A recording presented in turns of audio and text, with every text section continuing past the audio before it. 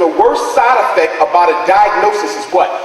The low self-esteem that it causes in the child. Which is why I hate when y'all get a label. Y'all run around like y'all hit the damn lottery. Bragging to your children that they got a problem. Y'all know what I'm talking about. Oh, John, he conduct disorder. Raheem, he ADHD. Susu, she ODD. You don't tell a child that they have a problem. You fix the problem. But when you give me the label, they take ownership of it. And so now, since you told me I'm ADHD, I'm going to act just like it. Now that you told me I have a conduct disorder, I'm going to act just like it. Because after all, these are medical problems, right? Allegedly. So since it's a medical problem, I can't be held responsible if I just get up and punch somebody in the face. I got a disorder. So now the children are acting crazy as hell because we told them they got a medical problem.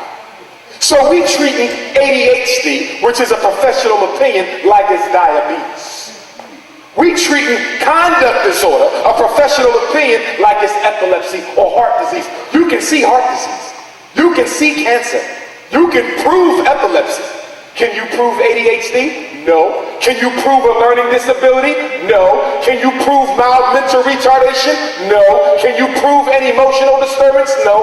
The major labels that black and brown children are classified with cannot be proven to exist. It is an idea. It is an opinion. Sometimes it can be correct, but a lot of the times it's incorrect. And if your child is of color and they're being evaluated by someone who is not culturally competent, the risk of a misdiagnosis just went through the roof.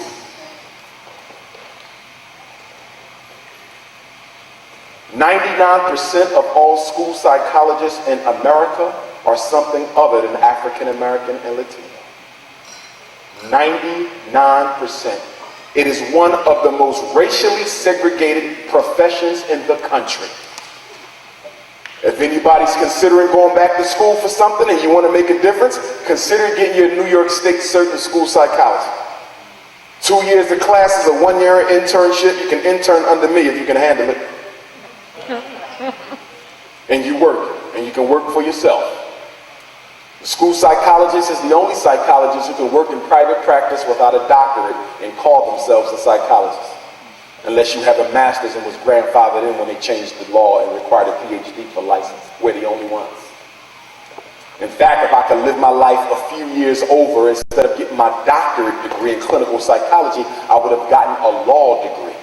Consider becoming an educational attorney. An educational attorney.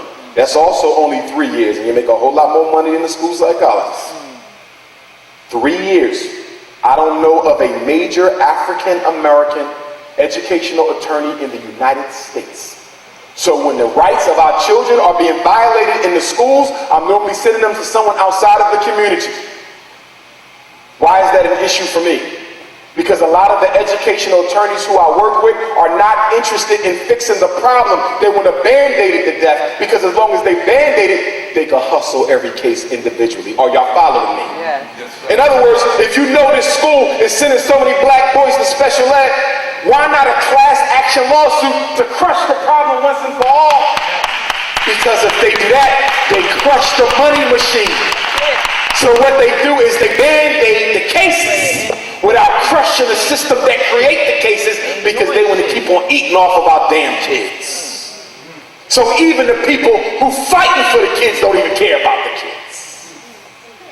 And then you have the Wechsler Adult Intelligence Scale, 3rd edition. We might be up to 4 now. You give that to who? 17 and older. Why is that important for you to know? Because if you're trying to get one of your senior high school students tested for gifted, you better get them tested before their 17th birthday. Because the WIS-4 is going to be a whole lot easier than the WASE-4. Are y'all following me? Because you just went up another notch. So that means if I gave everybody in here an IQ test, you should all come within the average range, right? 90 to 109. Or 80 to 89, low average. 70 to 79 is borderline.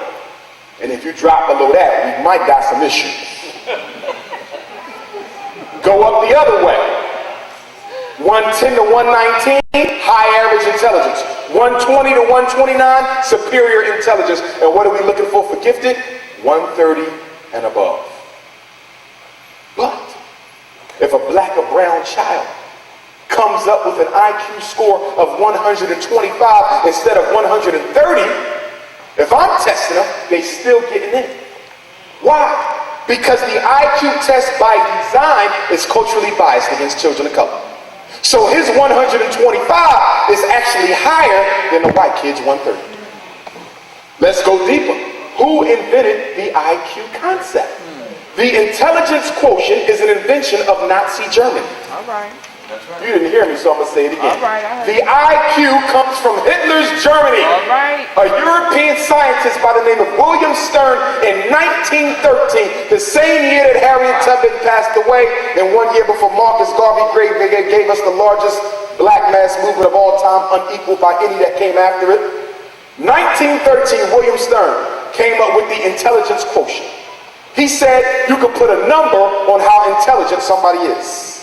Now, we know that that's nonsense, but it worked for the Nazis because they wasn't looking to see how smart you were. They just wanted to do what? Justify why they was going to kill. And for those of y'all who've seen Hidden Colors, you saw me break down how the IQ test came here. When Henry got it from New Jersey, brought it over from France, and they used the IQ test to fuel the eugenics movement. For example, how many of you knew that in America, 38 of the 50 states, 38 of the 50 states prevented you from getting married or having a child if your IQ score fell below a certain number. Whether you were black or white.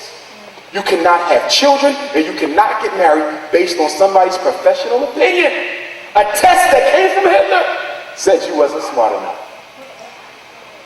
That's right. The intelligence test is a weapon of mass destruction.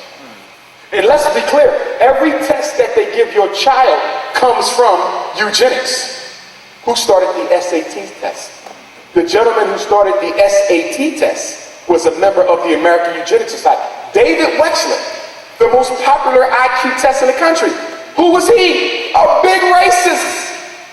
David Wexler was a member of the American Eugenics Society. That's right. So when you see these IQ tests, Stanford Binet, that's racism.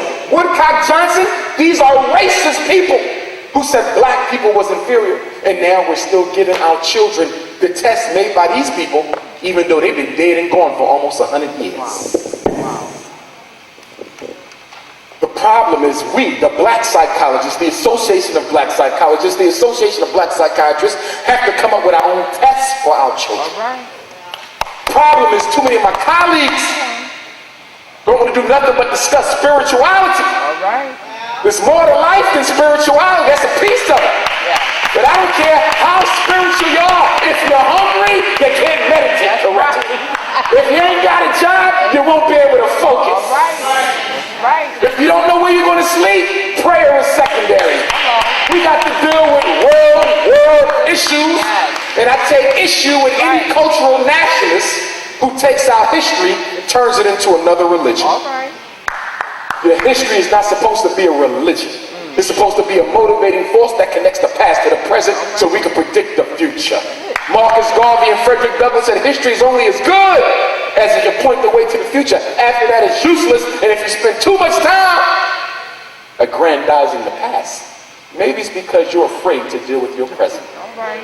All right. I don't want to keep talking about history. I want to make history.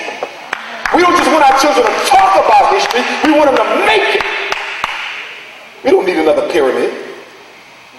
So somebody could be at the top smoking weed on the top of the pyramid. And you know they will. No, we ain't got no sense. These are the achievement tests we give. Wexler individual achievement tests. I use that. Woodcock Johnson, all developed by non-Africans. Wide range achievement, early math diagnostic, Bracken basic concept scale, test of written language. 2 skills you need to work on well with your children. What are they?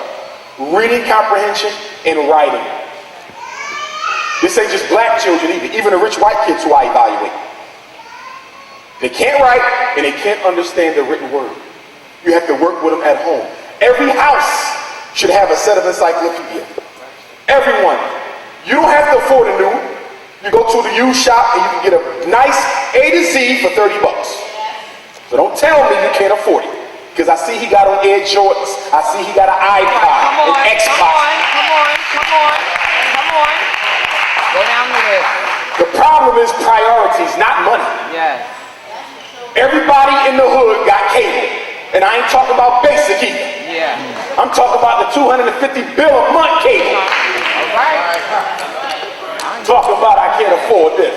When I talk about building my school, people say, is the school going to be free? Because I can't I guess not.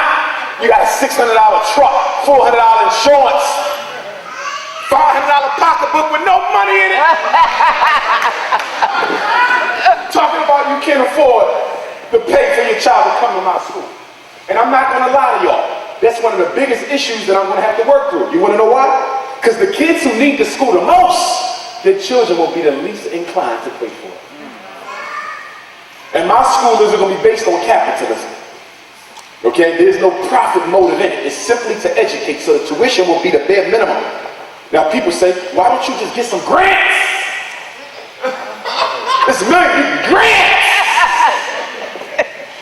Why don't you become a charter? You can have charter schools with your name on all over the country. You're absolutely right.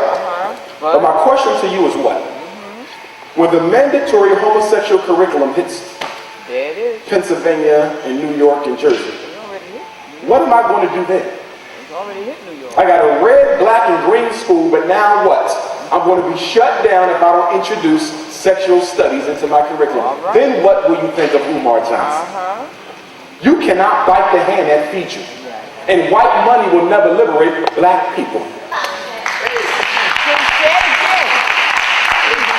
What did Marcus Garvey say?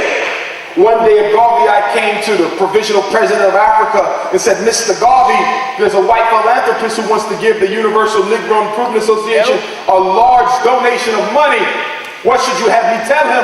Mr. Garvey said, tell him to keep his money. This is a black man's movement. And then the Garveyites looked at him.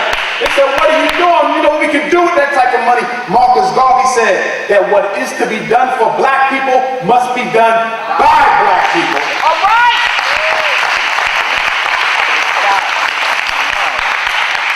And that European philanthropy within black organizations is a cancer that eats up our ability to do for ourselves. When Marcus Garvey and W.E.B. Du Bois was going through their differences, W.E.B. Du Bois poked fun at Mr. Garvey. He said, look at him, the provisional president of Africa with a half-finished church as his international headquarters. And what did Mr. Garvey say in response to Du Bois, the first Cablinasian in history? He said, I would rather own a half-finished church that is mine than to be working downtown Manhattan in a high-rise paid for by Europeans. We got to go back to do for ourselves. That's not to demonize anyone who's getting funding for what you do. Use it as far as you can go.